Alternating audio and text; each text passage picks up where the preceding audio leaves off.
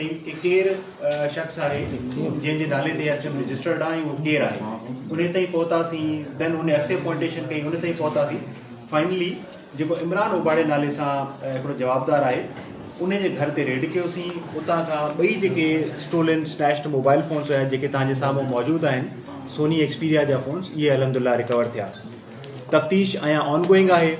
इन जे अंदरि कुझु माण्हू आहिनि जंहिंजा अञा बि असांखे नाला मिलनि था पिया। ज़ाहिर आहे इट्स ऑनगोइंग इन्वेस्टिगेशन, जवाबदार बरस थिया आहिनि। मज़ीद इन खां कोर्ट सां ॻोल्हे करे रिमांड वठिबो, इन जी तफ़्तीश कबी, ऐं जेके बि मज़ीद इन जूं डिटेल्स आहिनि उहे बि इंशाअल्लाह ताला जल्द अज़ जल्द तव्हां दोस्तनि सां शेयर कबियूं। इहा ॻाल्हि ज़रूरु चवणु चाहींदुसि कि इहो तमामु हसास केस हुयो, तमामु इम्पॉर्टेंट केस हुयो, ऐं असां ईअं था सम्झूं जो असांजी ऐं असांजे डिपार्टमेंट जी इज़त जो सुवालु हुयो। जॾहिं इन क़िस्म जा केसिस थियनि था, स्पेशली फॉरनर्स सां थियनि था, त इहे फॉरनर्स ई असांजे मुल्क जा अलम बरदार थी करे ॿियनि जॻहियुनि ते वञनि था ऐं असांजे मुल्क जो जेको इमेज आहे उन खे साम्हूं आणनि था।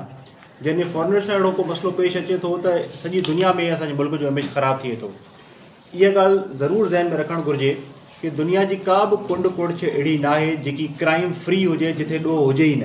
ज़ाहिर आहे जिथे इंसानु रहे थो, इंसानु जेको आहे सो हिकिड़ो सोशल एनिमल आहे, उते चङा माण्हू बि आहिनि ऐं चंद बुरा माण्हू बि आहिनि। क्राइम दुनिया जे हर कोने में हूंदो आहे। ज़रूरत इन अमर जी हूंदी आहे कि क्राइम खे थियण खां रोकिजे, अगरि थी थो वञे त उनखे फिल फॉर ट्रेस कजे।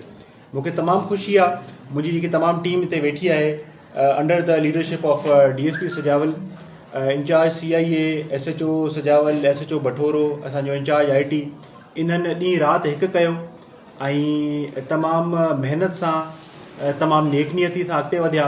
ऐं इहो ई वजह हुई जो अलाह साईं असांखे जो समर ॾिनो ऐं असां कुझु ई ॾींहंनि में जेके हक़ीक़ी कल्प्रिट्स आहिनि उन ते ई पहुतासीं, ऐं जेके जेन्युइन मोबाइल फ़ोन्स आहिनि जंहिंजूं ME नंबर्स FIR में मैंशनड आहिनि उहे असां रिकवर करायासीं। जेको सयाह जोड़ो आहे उन्हनि सां मां राब्ते में आहियां, उन्हनि खे मूं इंफॉर्मेशन ॾिनी आहे कि जी तव्हांजी असां जेकी ॾोह आहे उहो ट्रेस कयो आहे ऐं तव्हांजा मोबाइल फ़ोन्स रिकवर कया आहिनि। मुंहिंजी बल्कि उन्हनि सां वीडियो कॉल ते बि ॻाल्हि थी, मूं उन्हनि खे उनजा फ़ोन्स जेके आहिनि ॾेखारिया बि सही, तमामु ख़ुशि बि थिया पिए।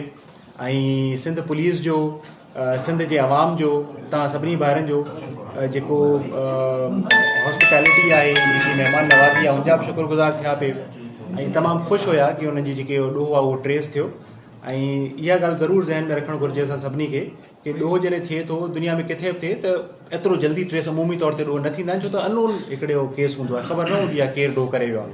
उन ॾोह खे फाड़णु, उन खे ट्रेस करणु ऐं जेन्युइन गुड्स जेके आहिनि उहे रिकवर करणु, मां सम्झां थो अलाह साईं जी महिरबानी आहे जो असांखे कामयाबी मिली आहे। असांजे डिपार्टमेंट जो, असांजे ज़िले जो जेको असां ते हिकिड़ो दाग़ लॻी वियो, अलाह जो शुक्र आहे, अलाह जी महिरबानी सां, ऑफिसर्स जी महिनत सां इहो असां धोतो आहे। ऐं इन अज़म सां आहियूं, इहो वाइदो था कयूं तव्हां सां, इंशाअल्लाह ताला पंहिंजे ज़िले खे, पंहिंजे सूबे खे, पंहिंजे मुल्क खे क्राइम फ्री कंदासीं। ऐं जेके माण्हू ॾोह कनि था असांजे लाइ, इन मुल्क जे अवाम जे लाइ नासूर बणियल आहिनि, उन्हनि सां आहिनी हथनि सां निपटंदासीं। वॾी महिरबानी।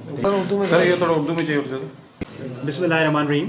चंद दिन पहले 29 तारीख को हमारे ज़िला सजावल में एक बहुत ही दिलखराश और अफसोसनाक वाक़या पेश आया, जिसमें एक सयाह जोड़ा, जिनमें एक पोलिश नेशनल था और एक फ्रेंच नेशनल खातून थी, उनसे एक बहुत ही अफसोसनाक वाक़या पेश आया।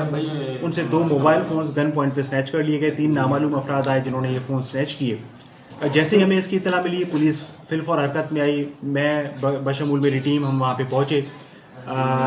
जो सयाह जोड़ा था उनसे मुलाकात की, उनसे पूछा कि मसला क्या हुआ है, और फौरी तौर पे हमने स्नैप चेकिंग कराई, कोशिश की कि इन अफराद तक पहुँचें जो कि कल्प्रिट्स हैं। FIR दर्ज की गई इस वाक़े की और कानून का जो पहिया है वो हरकत में आया। हमने टेक्निकल और नॉन टेक्निकल दोनों वसाइल को बरूएकार हम लेके आए, और मुझे बड़ी खुशी है ये आपसे शेयर करते हुए कि जो तमाम टीम है मेरी मिलके एक कंसर्टेड एफर्ट की। DSP साहब सजावल, इंचार्ज CIA सजावल, PS सजावल के SHO साहब, PS बठोरो के SHO साहब, हमारे इंचार्ज IT, पूरी टीम ने बड़ी मेहनत की और टेक्निकल वसाइल को ख़ास तौर पे बरूएकार लाते हुए हम उस जेन्युइन बंदे तक पहुँचे जिसने इस फ़ोन को यूज़ किया था। देन कड़ी से कड़ी मिलती गई और हम जेन्युइन फ़ोन्स तक पहुँच गए। उस घर पे रेड हुआ जहाँ से फ़ोन्स बरामद हुए। दोनों असल वही फ़ोन्स हैं जो कि सयाह जोड़े से स्नैच हुए थे। मैं आपको ये भी बताता चलूँ कि जो सयाह जोड़ा है मैं उनसे भी राब्ते में हूँ, उनसे बल्कि मेरी वीडियो कॉल पे बात हुई, उनको मैंने उनके फ़ोन्स भी दिखाए, बड़े खुश थे। सिंध पुलिस का, पाकिस्तान के सिंध के अवाम का शुक्रिया अदा कर रहे थे।